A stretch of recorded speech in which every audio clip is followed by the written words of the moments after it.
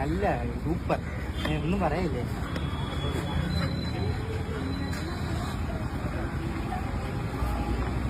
ആ ചെക്കന്റെ പോക്ക് കണ്ട.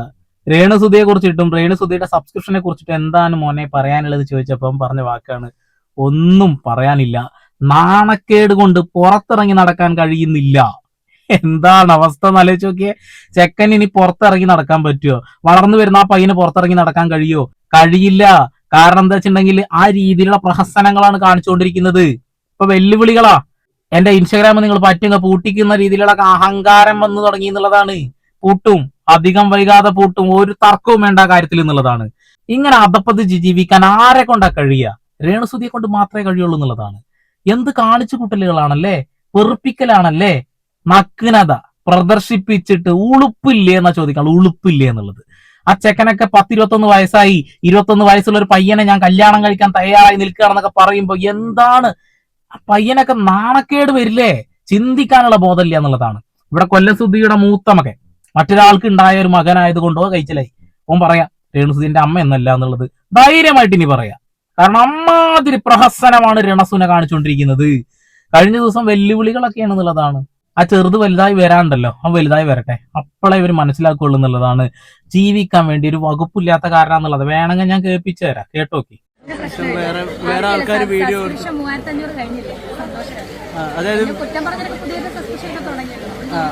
അതല്ല ജീവിക്കാൻ വേണ്ടിട്ടല്ലേ, എല്ലാം സുധിച്ചേട്ടന് വേണ്ടി ദിവസം തോറും ഇങ്ങനെ മാറിക്കൊണ്ടിരിക്കും. അതിനിടയിൽ കഴിഞ്ഞ വീഡിയോയിൽ ആളുകൾ ചൂണ്ടിക്കാണിച്ചൊരു കാര്യമുണ്ട്. 34 വയസ്സായിട്ടുള്ളത്രല്ലേ രണസുനൊക്കെ. രണസുനക്ക് 34 വയസ്സാണോ? കാലങ്ങൾ കുറെ ആയി ഇത് കേട്ടോണ്ടിരിക്കുന്നത്. കൊല്ലസുതി മരിച്ച സമയത്ത് 3 വർഷം മുമ്പ് കൊല്ലസുതി മരിച്ചപ്പോൾ 34 എന്റെ കണക്ക് പ്രകാരം ഒരു 10-40 വയസ്സായിട്ടുണ്ടാവും. ഇപ്പോ ആ ഒരു ആകാര വടിവൊക്കെ തന്നെ ഉള്ളത് ഏകദേശം 40 വയസ്സിന്റെ. പിന്നെ തിന്നാനൊന്നും കിട്ടുന്നില്ല തോന്നുന്നു, അല്ലെങ്കിൽ മനഃപൂർവ്വം ബ്യൂട്ടി കൊണ്ടു നടക്കാനാവും. ഇതെന്റെ ബ്രൂട്ടിയാണെന്ന് പറഞ്ഞ് നടക്കുന്ന സ്വഭാവം കൊണ്ടാണോന്ന് അറിയില്ല. മക്കൾക്ക് എന്തായാലും തിന്നാൻ കൊടുക്കാറില്ല, പകരം നമ്മൾ അടിച്ചു പൊളിച്ച് മിന്നിച്ചങ്ങ് തിന്നാറുണ്ട് എന്നുള്ളതാണ്.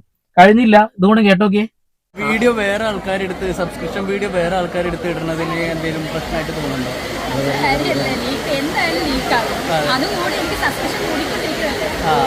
അപ്പൊ അങ്ങനെ പോകുന്നത് നല്ല കാര്യമാണെന്നാ പറയുന്നത്. പിന്നെ എന്ത് നമ്മൾ എന്ത് പറഞ്ഞാലും അവരങ്ങനെ ചെയ്യത്തുള്ളൂ. പിന്നെ നമ്മൾ പറഞ്ഞിട്ട് എന്താ കാര്യം, കണ്ടിന്യൂസ് ആയിട്ട് പോവാണ്. എന്തായാലും സബ്സ്ക്രിപ്ഷൻ എടുക്കാത്തവർക്കും കൂടി എൻ്റെ വീഡിയോകളൊക്കെ കാണാൻ വളരെ. പക്ഷെ അത് ഒറിജിനൽ സംഭവമായിരുന്നു, ആ സബ്സ്ക്രിപ്ഷനിൽ ഇട്ടതാണോ? നിനക്ക് അറിയില്ലേ ഒറിജിനൽ സംഭവമാണെന്നുള്ളത്? പിന്നെന്താ അറിയാത്ത പോലെ ചോദിക്കുന്നത്? ആളുകൾ സബ്സ്ക്രിപ്ഷൻ അല്ല സബ്സ്ക്രിപ്ഷൻ തുപ്പലം തെറിക്കണ്ടാച്ചിട്ടാവും ചിലപ്പോ സബ്സ്ക്രിപ്ഷൻ എന്ന് പറയുന്നുണ്ടാവുക. സബ് എന്നെങ്കിലും പറ.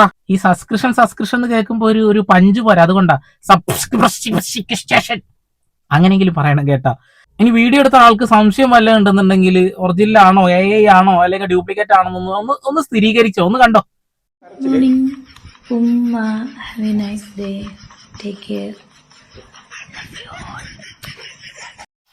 ഒറിജിനല്ലടാ, ഒറിജിനല്ല, ഡ്യൂപ്ലിക്കേറ്റാ. ഒറിജിനലേ അല്ല, ആരോ AI ഉണ്ടാക്കി വിടുന്ന. ഒന്നും അല്ല, വേറെ കാണിക്കാഞ്ഞിട്ട് ആളുകൾ കണ്ടു മടുത്ത, അതുകൊണ്ടാണ്. കിച്ചുവിന് എന്താ പറയാനുള്ളത് നോക്കാം. കൊല്ലത്തെല്ലാം വന്നായിരുന്നോ? ആണോ? അറിയാൻ വയ്യ. വിളിച്ചായിരുന്നോ? വിളിക്കാറില്ല അങ്ങനെ. ഇപ്പൊ ഇന്നലെ ഒരു പ്രോഗ്രാം ഉണ്ടായിരുന്നു, വളകാപ്പ് ചടങ്ങിന് വന്നായിരുന്നു. ഓ, അതിന്റെ റീല് ഞാൻ കണ്ടേ. വളക്കാപ്പ് വന്ന റീല് കണ്ടിട്ടുള്ളൂ. ആ ചക്കൻ വിളിക്കാറ് പോലും. എങ്ങനെ വിളിക്കും? ഇമാതിരി പ്രഹസനങ്ങളല്ലേ കാണിച്ചുകൊണ്ടിരിക്കുന്നത്. ഈ പ്രഹസനങ്ങളൊക്കെ കണ്ട എങ്ങനെയാണ് ആളുകൾക്ക് വിളിക്കാൻ തോന്നുക? ഇനി വേറൊരു വീഡിയോയും കൂടി ഉണ്ട്, ഇതും കൂടി നിങ്ങൾ കണ്ടുനോക്കിട്ടാ. ഞാൻ തന്നെ വേണ്ട മേടിച്ചു കൊടുക്കും. പിന്നെ ഈ പറഞ്ഞോളന്മാർ ഒരു കമന്റ് ഇടാൻ മേലെ, മോനെ നിനക്ക് കിട്ടുന്ന പൈസയെന്ന് അവൻ എന്തെങ്കിലും മേടിച്ചു കൊടുത്തിട്ടേക്കുന്ന മോനെ അവളുടെ കയ്യിൽ നിന്ന്, രേണുവിൻ്റെ കയ്യിൽ നിന്ന് ഋതു, അതായത് സുധിച്ചേണ്ട ഇളയ മകനെ നീ രക്ഷിച്ചെടുക്കടാ. ഞാനൊരു കാര്യം ചോദിച്ചോട്ടെ, ഈ കമന്റ് ഇടുന്ന മിടുക്കികളും മിടുക്കന്മാരും എന്ത് ചെയ്യേ? കുഞ്ഞിന് ബാഗ്, ഇപ്പൊ സ്കൂൾ തുറക്കുക, ബാഗ് ഞാൻ തന്നെ വേണ്ട മേടിച്ചു കൊടുക്കും. പിന്നെ ഈ പറഞ്ഞോളന്മാർ ഒരു കമന്റ് ഇടാൻ മേലെ, മോനെ നിനക്ക് കിട്ടുന്ന പൈസയെന്ന് അവൻ എന്തെങ്കിലും മേടിച്ചു കൊടുക്കും പറയാൻ മേലെ. അതൊന്നും പറയുന്നില്ലല്ലോ. അപ്പൊ ഞാനല്ലേ എന്റെ കുഞ്ഞിനെ നോക്കുന്നത്, അപ്പൊ ഞാൻ നോക്കിക്കോളാം കേട്ടോ, വൃത്തിയായിട്ട് നോക്കിക്കോളാം കേട്ടോടി. നല്ല വൃത്തിയുണ്ട്, ഞങ്ങൾ കാണാറുണ്ട് വീഡിയോസ് ഒക്കെ. ആ ചെക്കനൊക്കെ നല്ല വൃത്തിയാണ്. വീട് പിന്നെ വൃത്തിയുടെ അങ്ങേയറ്റാണല്ലോ. നിങ്ങളെ വീട്ടിൽ നിന്നുള്ള വീഡിയോസ് സോഷ്യൽ മീഡിയയിൽ ഇങ്ങനെ വന്ന് വിടല്ലോ, ആ സമയത്താണ് ഇതൊക്കെ കാണാറ്. വൃത്തിയില്ലായ്മയുടെ അങ്ങേയറ്റം. പിന്നെ ഇവളിടക്ക് കുറച്ച് ഡാൻസും കാര്യങ്ങളൊക്കെ സോഷ്യൽ മീഡിയയിൽ ഇടാറുണ്ട്, ഇൻസ്റ്റാഗ്രാമിൽ. അപ്പൊ തൊട്ടടുത്തൊരു കട്ടില് കാണാറുണ്ടോ നിങ്ങൾ? ആ കട്ടിലുമേക്കെ നോക്കിയാൽ മതി, എന്നാ ഒരു വൃത്തിയ. ആ നിലത്തൊക്കെ ഇങ്ങനെ അലക്ഷ്യമായിട്ട് വസ്ത്രങ്ങൾ ഇങ്ങനെ വാരി വലിച്ചിട്ടിട്ടുണ്ടാവും. എന്താണ് ഇതൊക്കെ? ചില ആളുകൾ കമന്റ് ഇങ്ങനത്തെ കാര്യങ്ങൾ ഞാൻ ചൂണ്ടിക്കാണിച്ചു കഴിഞ്ഞാൽ നിന്റെ വീടൊന്ന് കാണിക്കുക എന്നുള്ളത്. എനിക്കതിന്റെ ആവശ്യം എന്താണെന്ന് ചോദിക്കാനുള്ളത്. എന്റെ വീട്ടിനകത്ത് ഇങ്ങനെ കുറെ തുണി വലിച്ചിട്ടിട്ടുണ്ടെങ്കിൽ അത് നല്ല വൃത്തിക്കാക്കിയിട്ടേ ഞാൻ വീഡിയോ കാണിക്കുള്ളൂ, അല്ലാതെ കൊടുന്ന് കാണിച്ചു തരേണ്ട കാര്യം എന്താ ഉള്ളത്? പിന്നെ നമ്മളൊരു സെലിബ്രിറ്റി ഒന്നും അല്ല കേട്ടോ, അത് ആദ്യം മനസ്സിലാക്കുക എന്നുള്ളതാണ്. നമ്മളൊരു സാധാരണക്കാരെ ഒരു സൈഡിൽ കൂടെ അങ്ങനെ പോയിക്കൊണ്ടിരിക്കുന്നത്. രണസുനയെ പോലെയുള്ള ആളുകളെ വെറുക്കുന്ന ആളുകളുടെ കൂട്ടത്തിലുള്ള ഒരാളായിട്ട് മാത്രം കൂട്ടിയാൽ മതി എന്നുള്ളതാണ്. അപ്പോൾ സ്കൂളൊക്കെ തുറക്കാൻ പോവാണ്, 5ന്റെ കയ്യിലില്ല. നിങ്ങൾ കമന്റ് ഇടുന്ന സമയത്ത് രണസുനയുടെ മകൻ എന്തെങ്കിലുമൊക്കെ വാങ്ങിക്കൊടുക്കണം, ഇതാണോ പറഞ്ഞു വരുന്നത്? കിച്ചുവിനോട് ആ പയ്യനെ അവിടുന്ന് രക്ഷപ്പെടുത്തി കൊണ്ടുപോക്കോ എന്ന് പറയുന്നത് ആ വീടിന്റെ അവസ്ഥ കണ്ടിട്ടാണ്, വേറെ ഒന്നും കൊണ്ടില്ല എന്നുള്ളതാണ്. ഇപ്പൊ ചെക്കൻ തന്നെ തള്ളിവിട്ടില്ലേ. എന്താ അമ്മ, ഒന്നും പറയല്ലേ, ഒന്നും ചോദിക്കല്ലേ, അവരെ പാടായി എന്നുള്ളതാ. ഇനി മോനെ സബ് അടിച്ച് കിട്ടുന്ന പൈസ എന്താ ചെയ്യാൻ പോണെന്ന് കൂടി കേൾക്കണം നിങ്ങൾ. സബ്സ്ക്രിപ്ഷൻ വീഡിയോ ഏതാവും? മൊബൈൽ ചാർജ് നിങ്ങൾക്ക് നിങ്ങളുടെ സബ്സ്ക്രിപ്ഷൻ എടുത്തില്ലെങ്കിൽ എന്താ ഓരോന്ന് ലീക്ക് ആകുന്നുണ്ടല്ലോ. അല്ല അബി എടുത്തിട്ടുണ്ടോ? അല്ല എല്ലാരും അതെന്നാ കാണല്.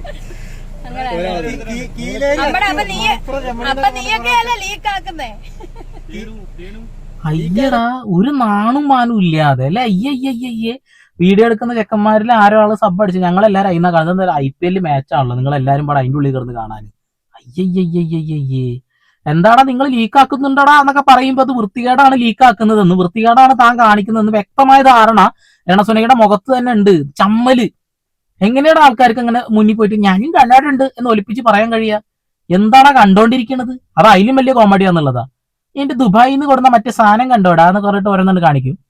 അയ്യയ്യയ്യയ്യേ, സബ്സ്ക്രിപ്ഷനോട് ലഭിക്കുന്ന പൈസ എന്തെങ്കിലും ചാരിറ്റി അങ്ങനെയെല്ലാം ചെയ്യാൻ ഉദ്ദേശിക്കുന്നുണ്ടോ?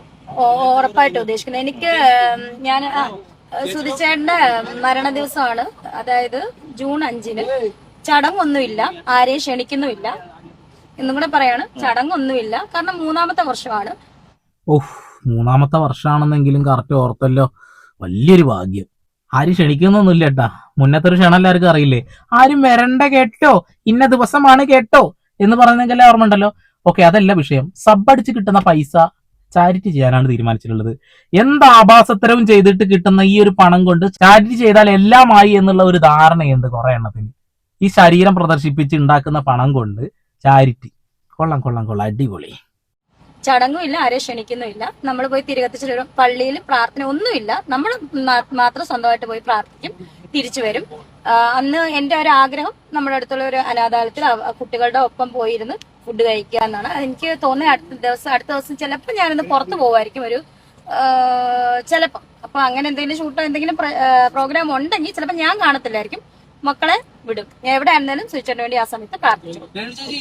പിന്നെ എന്തുണ്ടൊക്കെയാണ് അതൊക്കെ പറയും. ഇതാണ് ഇവരുടെ കുഴപ്പം. ഇവർ ആ ദിവസം ഫ്രീ അല്ല.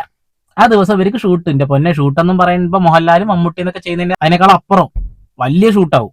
അതുകൊണ്ട് ഈ ഒരു ദിവസം ഞാനങ്ങ് മാറ്റി വെക്കും, ഇത് എപ്പോഴെങ്കിലും ചെയ്യാലോ. പിന്നെ എന്തുണ്ടൊക്കെയതൊക്കെ അന്ന് പറയുന്നേ. കൊല്ലം സുധിയുടെ ഭാര്യ, സുധി എന്ന പേര് അതിന്റെ തറ്റത്ത് മാറ്റൂല. പ്രേമം സ്നേഹം തുളുമ്പി അങ്ങ് പണ്ടാറടങ്ങിയിട്ടുണ്ട്. എന്നാലോ ഇങ്ങനെയുള്ള ഉളത്തരം വിട്ട് കളിക്കില്ല എന്നുള്ളതാണ്. ആ ദിവസം ഞാൻ ചാരിറ്റിയാണ് ചെയ്യാൻ പോകുന്നത്. ആ ദിവസം പള്ളിയിൽ പോയിട്ട് പ്രാർത്ഥിക്കും, പക്ഷെ ഞാൻ ഉണ്ടാവില്ല കേട്ടോ. പിന്നെ ഇത് എന്തുണ്ടൊക്കെ അതൊക്കെ പറയുന്നത്. ഇങ്ങനെയാണ് നെഗറ്റീവ് വാങ്ങുന്നത്. മനഃപൂർവ്വം ചെയ്യുന്നതാണെന്ന കാര്യം തർക്കമൊന്നും വേണ്ട. എന്തായാലും കിച്ചു നല്ല പുഷ്പം പോലെ അങ്ങ് തള്ളി ഒഴിവാക്കിയിട്ടുണ്ട്.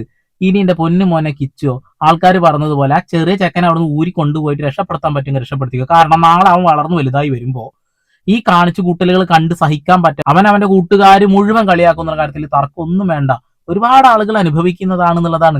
അഭിമാനത്തോടു കൂടി ചില ആളുകൾ പറയും, എന്റെ മക്കൾ ഇതൊക്കെ ഭയങ്കര സപ്പോർട്ടാണ്, എന്റെ മക്കളാണ് എനിക്ക് ഡ്രസ്സൊക്കെ സെലക്ട് ചെയ്യുന്നിരുന്നത്. ആരെ പറഞ്ഞറിയോ? നീളാ നമ്പ്യാർ. പൂർണ്ണ നഗ്നയായിട്ടുള്ള ഒരുപാട് വീഡിയോസും കാര്യങ്ങളും ഒക്കെ ഗൂഗിൾ അടിച്ചാൽ കിട്ടും എന്നുള്ളതാ. അമ്മാതിരി വെറുപ്പിക്കൽ കാണിക്കുന്ന ആളുടെ ഡ്രസ്സ് സെലക്ട് ചെയ്യുന്ന മക്കളാണെന്ന് പറഞ്ഞ ആളാ.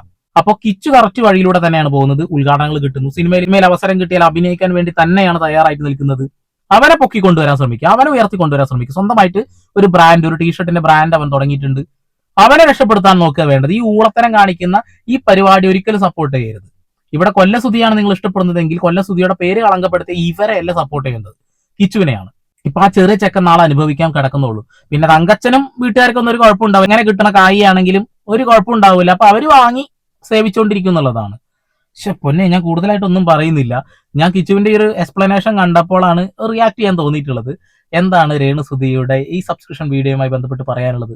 ഒന്നും പറയാൽ എന്റെ പൊന്ന് സാറേ എന്ന് പറഞ്ഞവൻ തടി തപ്പിയത് കണ്ടില്ലേ? അത്രക്ക് മ്ലേച്ഛകരമായ അത്ര വൃത്തികെട്ട സാധനമാണെന്ന് ഒരു തർക്കമില്ലാത്ത കാര്യമാണ്. നേരെ തിരിച്ച് രണസുനെ തന്നെ പറഞ്ഞിട്ടുണ്ടല്ലോ, ഇവര് വൃത്തികേടുകളാണ് ചെയ്യുന്നത്, എന്റെ വീഡിയോ കൊണ്ടുപോയിട്ട് അപ്പുറത്തിടുന്നു. ആ വൃത്തികേട് നിങ്ങൾ ചെയ്യുന്നത് എടുത്തിട്ട് അവരെടുത്ത് റിയാക്ട് ചെയ്യുന്നു, അത്രേ ഉള്ളൂ. അത് വൃത്തികേടാണെന്ന് നിങ്ങൾ തന്നെ സമ്മതിച്ചു, പിന്നെ ഇപ്പൊ എന്താ പറയാനുള്ളത്?